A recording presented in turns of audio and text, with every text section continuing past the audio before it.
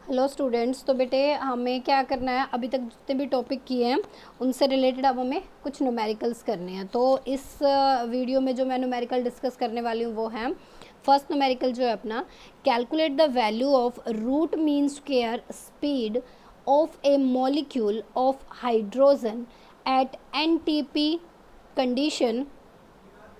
At NTP condition, the Boltzmann constant is 1.38 into 10 raised to power minus 23 joule per degree and Avogadro number अपना कितना दे रखा है 6 into 10 raised power 26 kilogram mole. अब देखो root mean square velocity की value हमें पता है क्या है, CRMS speed root mean square 3KT divided by m। ठीक है, अब k की वैल्यू यहाँ पे दे रखी है, कितनी दे रखी है भाई 1.38 into 10 raised to power minus 23। ठीक है, टेम्परेचर NTP कंडीशन पे टेम्परेचर अपना कितना होता है 273 केल्विन। m क्या है यहाँ पे अपना, m क्या है मास ऑफ हाइड्रोजन। जो भी हमने ये क्या क्या लिया यहाँ पे रूट मीन स्क्वायर हाइड्रोजन के लिए, तो मास हमारा उसी का होगा। m क्या है mass of hydrogen atom of molecule कितना होता है, कितना है हाइड्रोजन मॉलिक्यूल का जो मास होगा 2 डिवाइडेड बाय एवोगैड्रो नंबर। ये m क्या होता है capital M divided by n क्या है Avogadro number 2 divided by 6 multiply 10 rays to power 26 kilogram. ये मोल था, किलोग्राम मोल, तो मोल से मोल कैंसिल आउट हो गया, किलोग्राम बच गया। तो अब सारी वैल्यूज़ में किस में रूट मीन स्क्वायर स्पीड इसमें पुट कर दूंगी, तो क्या आ जाएगा 3 into 1.38 into 10 rays to power minus 23 multiply 273 और क्या बच जाएगा अपने पास, ये आ जाएगा 6 into 10 rays to power 26 divided by 2, ये 3 पे।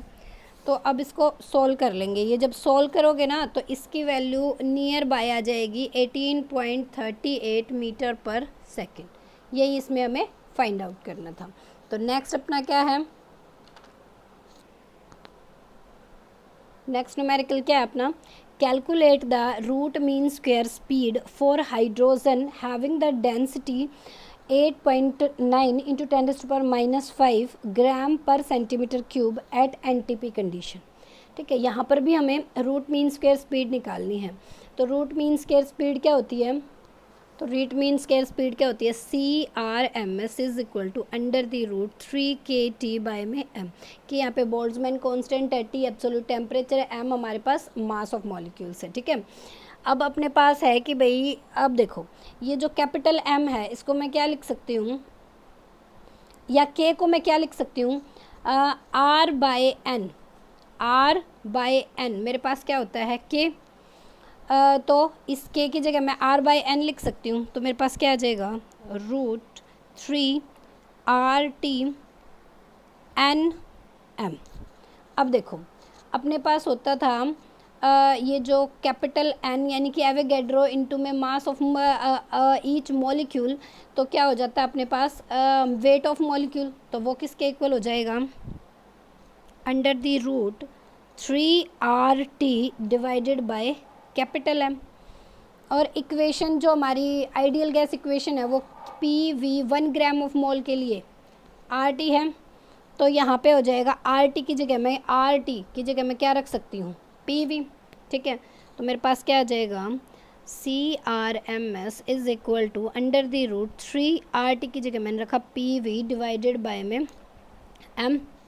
ठीक है, अब अपने पास है जो ये मास बाय वॉल्यूम क्या होता है रो, मास बाय वॉल्यूम क्या होता है रो, तो वॉल्यूम बाय मास क्या हो जाएगा 1 अपॉन में रो। ठीक है, तो ये क्या बन जाएगी under the root 3P divided by में रो।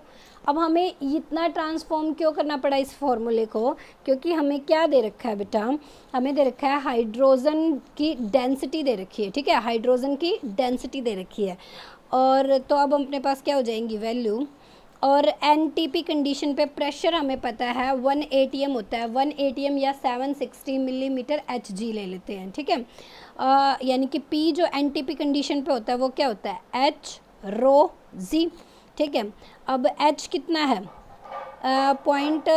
वो 76 mm ऑफ Hg, ठीक है। ये अपने पास कितनी हो जाती है 13.6 इंटू 10⁻³ और इंटू में CGS में होती है, और वैसे कितनी होती है अपने पास 13.6 इंटू में G की वैल्यू 980 किस में होती है ये CGS में।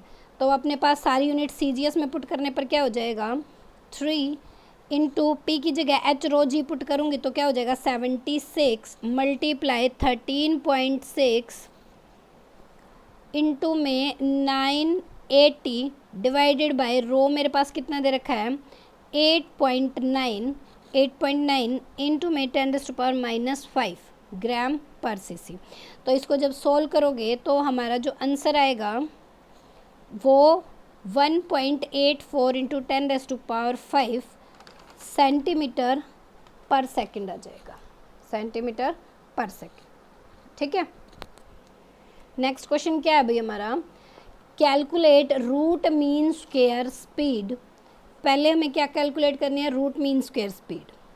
द सेकंड हमें the mean kinetic energy of 1 gram molecule of hydrogen atom at STP condition, और डेंसिटी ऑफ हाइड्रोजन दे रखी है, ठीक है।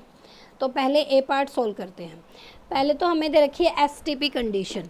STP कंडीशन पे हमारा जो प्रेशर होता है एट STP कंडीशन पे, STP को कैसे डिफाइन करते हैं पहले तो ये देख लो।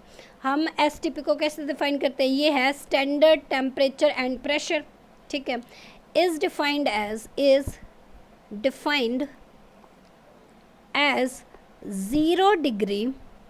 0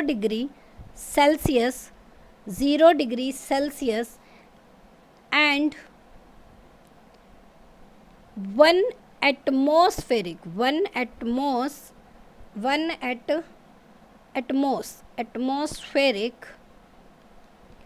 प्रेशर, ठीक है।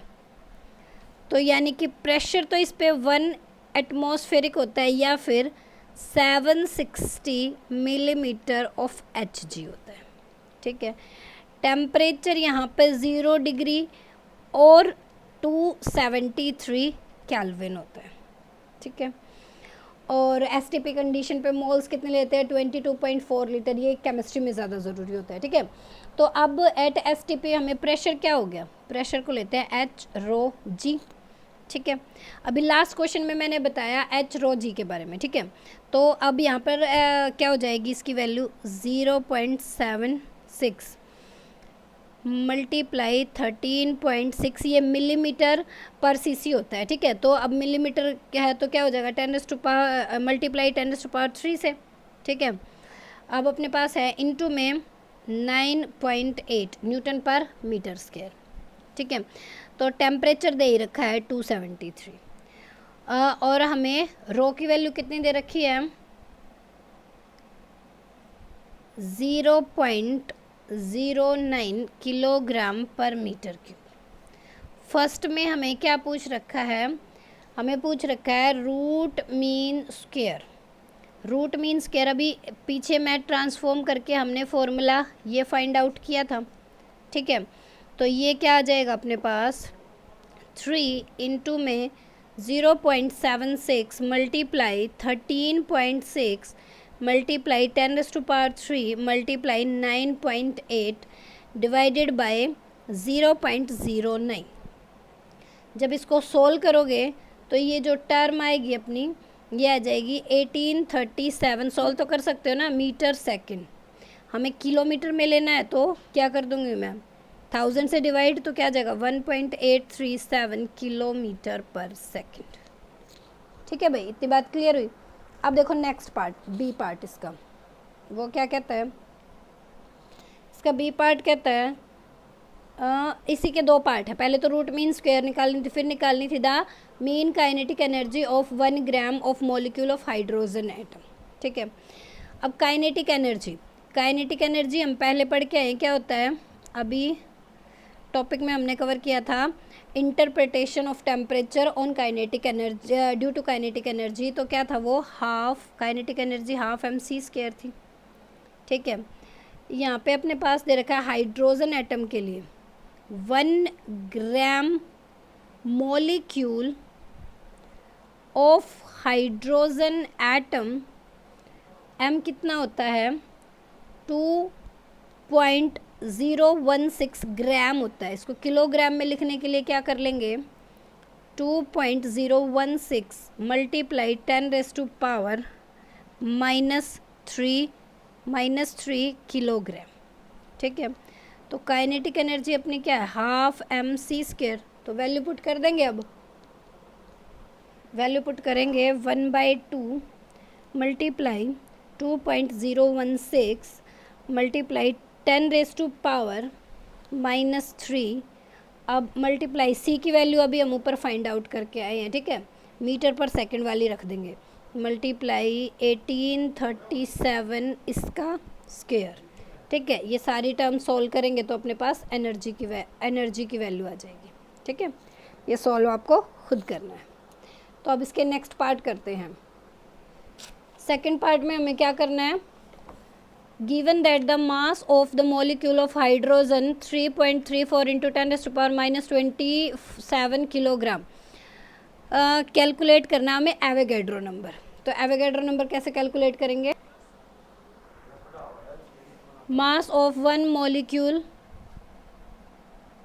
ऑफ हाइड्रोजन एटम, वो क्या है H2। तो नेक्स्ट पार्ट हमें क्या करना था, given that the mass of a molecule of hydrogen 3.34 into 10⁻27 kg के लिए हमें एवोगैड्रो नंबर निकालना है। कितना निकालना है, 3.37। तो अभी हमें निकाला है H2 के लिए जो मास था अपना कितना था 2.016। ठीक है, किलोग्राम के लिए निकाला था। तो अब हमें कितना दे रखा है, हमें निकालना कितने में है 3.34 इंटू 10⁻27 किलोग्राम। एवोगैड्रो नंबर निकालना है, तो एवोगैड्रो नंबर ये हमारा किस में है, ग्राम में है। किलोग्राम में करेंगे तो 2.016 इंटू 10⁻³ किलोग्राम। ठीक है, -3 किलोग्राम।